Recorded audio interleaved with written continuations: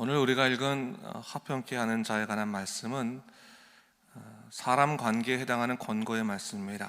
그러나 이 본문에서 말씀하시는 화평이라고 하는 말은 사실 단지 사람들 간의 갈등의 해소나 또 평화로운 상황을 의미하는 말은 아닙니다. 사실 팔복은 하나님 나라를 살아가는 믿음의 사람들에게 주시는 메시지입니다. 그러므로 이 모든 말씀은 하나님과의 관계 속에서 출발하는 겁니다. 관계 속에서 출발하는 것이라 볼 수 있습니다. 우선 다 같이 5장 9절 말씀을 다시 한번 읽도록 하겠습니다. 화평케 하는 자는 복이 있나니 그들이 하나님의 아들이라 일컬음을 받을 것이며 했어요. 예수님께서는 화평케 하는 자가 복이 있다라고 말씀하셨습니다. 그리고 화평케 하는 자는 하나님의 아들이다, 그렇게 일컬음을 받는다고 말씀해 주셨습니다. 하나님의 아들이라 일컬음을 받는다고 하는 것은 정말로 큰 복이 아닐 수 없습니다. 이는 그 삶 가운데 하나님의 성품이 드러나고 있다고 하는 말입니다. 하나님이 보인다는 말입니다. 하나님을 닮았다고 하는 말입니다. 그런데 여러분, 이 하나님의 아들이라고 하는 칭호가 엄청난 칭호인 것은 분명하지만 사실 사람들에게만 이렇게 불려지는 것은 그렇게 큰 의미가 있는 것은 아닙니다. 진짜 복이라고 볼 수는 없는 겁니다. 하나님의 아들이라고 하는 말은 하나님이 불러주실 때 사실은 가장 큰 의미가 있는 겁니다. 하나님께서 우리를 향해서 너는 내 아들이다, 너는 내 딸이다 이렇게 말씀하실 때 이것은 세상의 어떤 것과도 비교할 수 없는 큰 복의 선언이 되는 것입니다. 하나님께서는요, 당신의 자녀를 향해서 당신의 아들이라 이렇게 부르기를 기뻐하십니다. 그런데 어느 때 그렇게 불러주실까요? 바로 하나님의 뜻이 이루어지는 그 현장마다 그렇게 불러주기를 원한다고 하는 겁니다. 마가복음 1장을 보게 되면요, 예수님께서 공생을 시작하면서 세례 요한에게 가서 세례를 받으시는 장면을 볼 수 있습니다. 이때 하늘로부터 소리가 납니다. 마가복음 1장 11절을 보면 하늘로부터 소리가 나기를 너는 내 사랑하는 아들이라 내가 너를 기뻐하노라 하시니라, 그렇게 말씀하셨습니다. 예수님께서 공생을 시작하면서 세례를 받으실 때 하나님께서 하나님의 뜻이 이루어지시는 것을 기뻐하시면서 선포하시는 거죠. 너는 내 사랑하는 아들이라 내가 너를 기뻐한다 라고 말씀해 주시는 겁니다. 사실 사람도 마찬가지 아니겠습니까? 그 자녀가요, 부모의 마음을 흡족하게 할 때 사람들에게 말하지 않습니까? 운동회 때 달리기를 하는데 제일 먼저 달려가는 거예요. 그러면 옆에 사람한테, 알지도 못하는 사람한테 저 앞에 달려가는 애 제 딸이라고, 내 아들이라고 이렇게 말하지 않습니까? 사람도 그런 겁니다. 부모가 마음이 흡족할 때, 만족할 때, 그 자녀가 만족할 때 기쁨으로 너는 내 아들이라, 너는 내 딸이라 그렇게 말하기를 좋아한다고 하는 것입니다. 그 뉘앙스를 가지고 오늘 본문의 말씀을 보면 좀 더 우리가 쉽게 이해할 수가 있는 겁니다. 그렇다면 하나님께서 그렇게 너는 내 아들이다, 너는 내 딸이다 이게 기뻐하면서 말할 수 있는 그런 하나님의 뜻이 이루어지는 현장이 어느 현장이냐? 오늘 본문에 보니까 하나님의 화평이 이루어지는 그러한 때를 하나님께서 기뻐하신다라고 얘기하고 있어요. 화평케 하는 자로 말미암아 하나님께서 기뻐하신다 이렇게 얘기하고 있습니다. 화평케 하는 자라고 하는 말은 평화라고 하는 말을 의미하는 에이레나라고 하는 말과 만들다라고 한 뜻하는 호이에오라는 말의 합성어를 가지고 있습니다. 그래서 오늘날로 따지면 평화를 만드는 사람, 영어로는 피스메이커 이렇게 말할 수 있습니다. 자, 평화를 만든다, 피스메이커가 뭡니까? 원수되어서 둘로 나누어지는 것을 하나로 합쳐주는 역할을 하는 것이 사실은 피스메이커의 역할 아니겠습니까? 성경에서 화평케 하는 자, 피스메이커 역할을 제일 잘 감당하신 분이 누굽니까? 바로 우리 예수 그리스도 아닙니까? 에베소서 2장 14절부터 16절 말씀 보면 그는 우리의 화평이신지라 돌로 하나를 만드사 원수된 것 곧 중간에 막힌 담을 자기 육체로 허시고 법조문으로 된 계명의 율법을 폐하셨으니 이는 이 둘로 자기 안에서 새 사람을 지어 화평하게 하시고 또 십자가로 이 둘을 한 몸으로 하나님과 화목하게 하려 하십니다. 원수된 것을 십자가로 소멸하시고 했어요. 화평에 있어서 가장 으뜸되는 것은 하나님과 원수된 인간이 예수 그리스도로 인해서 화해하게 됐다고 하는 겁니다. 예수님 안에서 우리가 새 사람이 되었다고 하는 것을 성경은 우리에게 선포해 주고 있습니다.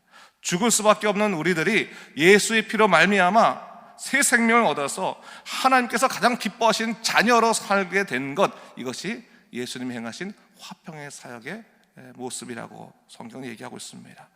그런 의미에서 본다면 여러분, 우리가 정말로 예수님의 사람이 되지 않고는 하나님께서 기뻐하시는 화평의 사역 가운데 들어갈 수가 없는 겁니다. 여러분, 예수님 안에 거할 때 우리는 화평의 사람이 됩니다. 죽어가는 사람들 향해서 복음을 선포할 때 하나님께서 하늘문을 열어서 말씀하시는 거죠. 넌 내 사랑하는 아들이다, 넌 내 사랑하는 딸이다, 그렇게 말씀해 주시는 겁니다. 그런 의미에서 본다면 여러분, 화평케 하는 자의 첫 번째 시작은 예수로 인해서 우리가 복음의 사람이 되는 것, 그것이 화평의 사람의 제일 첫 번째입니다. 예수님의 은혜를 경험하는 것, 하나님의 사랑을 경험하는 것, 그래서 그 사랑에 감격해서 사람들에게 나가서 복음을 증거할 수 있는 사람, 이 사람이 바로 화평의 사람의 첫 번째라는 것을 이해해야 되는 겁니다. 복의 통로가 되는 거죠. 제가 제 주위에서요, 화평의 사역을 담당하시는 분들을 참 많이 봤습니다. 하나님께서 기뻐하시는 화평의 사역은 크게 두 가지라 볼 수 있겠죠. 하나님과 인간 사이에 원수된 것을 다시금 회복시키는 그러한 역할을 위해서 애쓰는 사람이 있을 수 있겠고요. 또 하나는 뭡니까? 사람과 사람 사이의 불화를 또한 이제 끊게 하기 위해서, 회복시키기 위해서 애쓰는 사람이 있을 수 있을 겁니다. 우선적으로 하나님과 인간 사이의 그 단절, 그러한 불화의 문제는 사실은 예수 그리스도의 십자가로만 가능한 일입니다. 그것만 우리에게 가능합니다. 그러므로 우리는 이 화평의 사역을 감당하기 위해서 나가서 복음을 전하고 우리 충성을 다하게 되는 거죠. 근데 여러분 아시겠지만요, 사람들이 원치 죄인인지라 복음을 전해도 쉽게 말을 듣지 않습니다.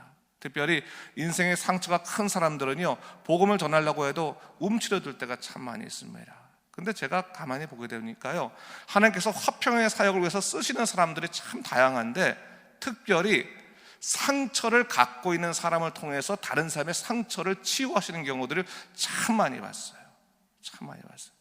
여러분, 목사들은요, 이 원론적인 말씀을 전하는 사람들이기 때문에 사실은 성도들의 삶과 좀 분리되어 있을 때가 좀 적지 않게 있습니다. 그러니까 이게 복음을 전하려고 하면 성도들이 와가지고 이제 그 믿지 않는 사람들이 당신은 한 번도 우리 같은 삶을 살아보지 않았을 텐데 뭘 이해하겠느냐, 이렇게 말하는 경우들도 사실 있거든요.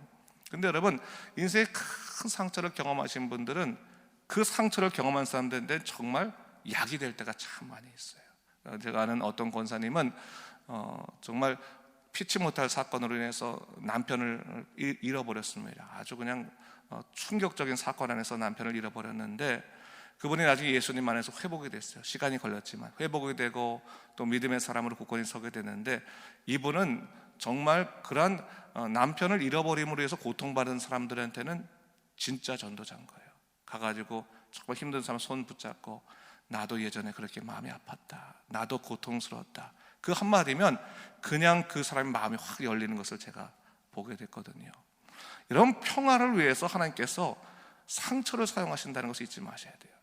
여러분들이 갖고 있는 인생의 상처들이나 또 고통들이요, 여러분 생각에는 야, 쓸모없는 것이고 그때가 없었으면 참 좋았겠다라고 생각할 때가 많이 있지만, 하나님 안에서는요, 우리 인생의 상처들이 전부 다 복음의 통로가 된다는 것을 잊지 말아야 되는 거예요. 하나님께서 여러분을 통해서 이 화평의 사역을 감당하기 원하시는 거예요. 때로는 여러분의 상처를 가지고 상처 입은 사람에게 가서 그들을 위로할 수가 있어요. 이것을 헨리 나우엔이라고 하는 신학자는 상처 입은 치유자, 운디드 힐러라고 하는 말로 사실 설명하고 있어요. 상처 입은 치유자가 있다라고 하는 것을 얘기하고 있는 거죠. 예수님도 십자가의 고통을 통해서 우리를 치유하셨잖아요. 그렇죠? 스티그마, 당신의 상처를 통해서 오늘 우리를 치유하신 것을 분명히 이해하게 된다면, 하나님께서 쓰시는 사람들은 여러분 하나님의 뜻 가운데 일하는 겁니다. 여러분, 우리가 뭔가 일을 할 때 하나님, 저는요 망가진 게 많아서요, 저는요 상처가 많았어요. 하나님께서 그 상처 갖고 쓰신다니까요. 여러분, 하나님께 여러분들이 갖고 있는 고통 문제 갖고 하나님 이것 때문에 저 못해요 라고 말하지 마세요. 하나님께서 그 문제를 가지고 놀라운 역사 가운데서 여러분들 인도하신다고 하는 것을 잊지 말아야 되는 거예요. 그래서 여러분 인생을 다 열어놔야 되는 거예요. 하나님, 저의 정말 감추고 싶은 이 고통마저도 하나님께서 사용하여 주셔서 하나님께서 정말로 복음의 놀라신 능력, 이 화평의 사역에 나를 사용하도록 인도하여 주시옵소서. 기도하면 하나님께서 여러분 사용하십니다. 그럴 때 여러분, 하나님께서 여러분 말씀하시는 거죠. 야, 이 상처, 너 참 잘하는구나. 그러면서 넌 역시 내 아들이다, 넌 역시 내 딸이다, 그렇게 말씀하신 거라 볼 수 있습니다. 하나님과 인간과의 이런 화평의 사역이 되고 나면 그 다음에 시작되는 것이 뭡니까? 인간과 인간, 사람과 사람 사이의 화평의 사역이 시작되는 겁니다. 근데 여러분, 이 화평의 사역이라고 하는 것은 우선적으로 우리가 예수님의 은혜를 입었다고 해서 바로 다른 사람들에 가서 화평을 전하는 것이 아닙니다. 하나님과 우리의 화평의 삶이 우리 삶 속에 이루어지면 첫 번째로 이루어지는 사람과 사람 사이의 화평의 사역은 다름 아닌 내 자신을 용납하게 되는 겁니다. 내 자신을 용서하게 되는 겁니다. 여러분, 사람이라고 하는 존재가요, 참 웃긴 게 세상의 다른 사람들보다 자기 자신을 인정하지 못하고 용납하지 못할 때가 참으로 많이 있습니다. 자기 자신을 용서하지 못할 때가 참으로 많이 있습니다. 여러분, 한번 생각해 보십시오. 다른 사람과 관계 속에서 우리가 고통을 받고 집에 들어와서 우리가 야단치고 비난하고 그리고 힘들어하는 사람은 그 사람보다도 내 자신일 때가 더 많아요. 괜히 야, 이 바보야, 이 멍청아, 그때는 이렇게 말했어야지, 이렇게 해야지, 혼잣말을 하면서 자기를 계속해서 괴롭히는 것을 볼 수 있어요. 뭔가 인생에 하다가 실패하고 나면 우리 거울을 보면서 우리 자신을 이렇게 원망할 때가 많이 해요. 야, 너는 왜 생겨먹은 게 이것밖에 안 되냐, 그러면서 우리를 자꾸 괴롭히고 공격하고 그런 일이 사실 얼마나 많은지 모릅니다. 근데 여러분, 예수 안에서 우리가 하나님의 은혜를 경험하게 되면, 하나님과 우리와의 원수된 것이 회복되고 나면 그 다음부터는 뭡니까? 우리가 우리 자신을 용납할 수 있는 힘이 생기는 거예요. 좀 여러분, 다른 사람에 비해서 부족한 우리 자신이지만 용납하게 됩니다. 불쌍한 우리지만 용납하게 되는 겁니다. 인정하게 되는 겁니다. 왜요? 우리 자신이 하나님의 은혜로 사랑받은 사람이거든요. 하나님의 자녀 삼아 주셨거든요. 하나님의 복 주신 사람이거든요. 그렇기 때문에 우리 스스로가 우리 자신을 비난하거나 원망할 수 없는 겁니다. 학대할 수 없는 겁니다. 그래서 여러분, 우리 자신을 사랑할 수 있는 힘이 생기는 거예요. 여러분, 십자가의 은혜를 경험하고 나면 비로소 우리 스스로가 우리 자신을 사랑하게 되는 거예요. 이게 첫 번째 화평인 거예요. 사람과 사람 사이에 일어나는 화평인 거예요. 여러분 스스로가 여러분 스스로를 용서하고 용납할 수 있게 되었다면 그것은 여러분이 화평케 하는 자입니다. 여러분을 격려할 수 있고요, 여러분들이 하나님의 뜻에 따라 열심히 살아갈 수 있는 용기를 얻게 되었으면 하나님께서 그 현장 속에서 여러분을 또 기뻐하시는 거예요. 야, 네가 화평의 사역 잘 감당할 수 있구나, 이렇게 얘기하는 겁니다. 그리고 난 다음에 우리가 남들을 향해서 다른 사람들끼리 있는, 혹은 나와 다른 사람 사이에 있는 그러한 불안화, 그러한 고통들을 해결할 수 있게 된다고 하는 겁니다. 그래서 나아가서 이야기하고 서로 풀어갈 수 있는 그런 용기와 또한 힘이 생긴다고 하는 것을 잊지 말아야 되는 거예요. 근데 여러분, 사람과 사람 사이 불화도 마찬가지입니다. 여러분, 우리가요, 하나님께서 함께하지 아니하시면, 성령의 지혜가 없으면요, 사람과 사람 사이에 가서 불화를 해결한다고 하다가 더 불 붙일 때가 많아요. 왜요? 사람의 지혜는요, 이 사람한테 가면 이 사람들 얘기 들어야 되는 거고, 저 사람 가면 저 사람 얘기 들어야 되기 때문에 사실 해결하기가 어렵습니다. 그런데 여러분 어떻습니까? 그냥 예수의 마음 품고 이 사람 얘기 들어주고 기도해주고, 예수의 마음 듣고 이 사람 얘기 들어주고 서로 기도해주면 성령 안에서 하나 될 수 있는 좋은 연합의 관계, 화해 관계로 이어질 수 있다고 하는 것을 생각해 볼 수가 있겠죠. 사랑하는 성도 여러분, 하나님께서는요, 화평을 기뻐하시는 겁니다. 그 말은 뭐냐면 우리 인생 자체가 화평을 유지하기 어렵다고 하는 겁니다. 죄가 많은 이 세상 속에서는 수없는 이 불화의 문제들, 단절의 문제가 있을 수밖에 없다는 겁니다. 가만히 놔두면 우리는 단절로 인해서 죽을 수밖에 없습니다. 깨어질 수밖에 없는 관계입니다. 그러나 예수 안에 우리가 거할 때 하나님과 우리가 연합하게 되고, 또 우리가 우리 자신과 연합하게 되고, 또한 우리가 다른 사람과 연합할 수 있는 화평의 올라온 축복의 세계 가운데 들어간다고 하는 것을 성경은 오늘 우리에게 가르쳐주고 있는 겁니다. 그럴 때 하나님께서 기뻐하시는 겁니다. 야, 잘했다 내 딸아, 잘했다 내 아들아 하시면서 하나님의 아들이라 일컬음 받고, 또한 그렇게 살아가는 우리들을 보면서 세상 사람들이 야, 당신네 삶들 속에서는 하나님이 보이는군요 라고 고백할 수 있는, 그런 이야기할 수 있는 그런 놀라운 역사까지도 일어난다고 하는 것을 오늘 본문은 얘기하고 있는 겁니다. 사랑하는 성도 여러분, 하나님 안에 거하십시오. 그래서 매 순간 하나님이 주시는 화평의 놀라운 역사 속에서 살아갈 수 있는 여러분 되시길, 그리고 여러분들이 능히 여러분 자신뿐만 아니라 다른 사람을 다 품어서 하나님 뜻 가운데 행복하게 살아갈 수 있는 여러분 되시기를 주님의 이름으로 축원합니다. 기도하겠습니다. 주 하나님 아버지, 참으로 감사합니다. 이 아침에 우리를 주의 전으로 불러주시니 참으로 감사합니다. 주 하나님 아버지, 우리는 화평의 삶을 살아가야 되지만 때로는 우리 자신이 갖고 있는 여러 가지 어려움들과 고통들 때문에 하나님과 우리 자신과의도 관계가 아버지 어그러져 있을 때도 있고, 또한 우리와 우리 자신과의 관계, 또한 남들과의 관계도 어그러져 있을 때가 많이 있습니다. 그러나 주님께서 오늘 다시 한번 우리에게 말씀하십니다. 화평케 하는 자에게는 하나님의 아들이라 칭함받는다고 하셨습니다. 일컬음 받는다고 말씀하셨습니다. 주 하나님 아버지, 우리가 하나님의 주신 그 샬롬의 평화를 우리가 추구함을 통해서 하나님의 자녀로서 기쁘게 살아갈 수 있도록 인도하여 주시옵소서. 오늘도 함께하여 주시고 아버지, 오늘 하루도 하나님이 주시는 능력의 세계 가운데 살아가도록 주여 이끌어 주시옵소서. 감사드리며 이 모든 말씀 예수님 이름으로 기도드립니다. 아멘.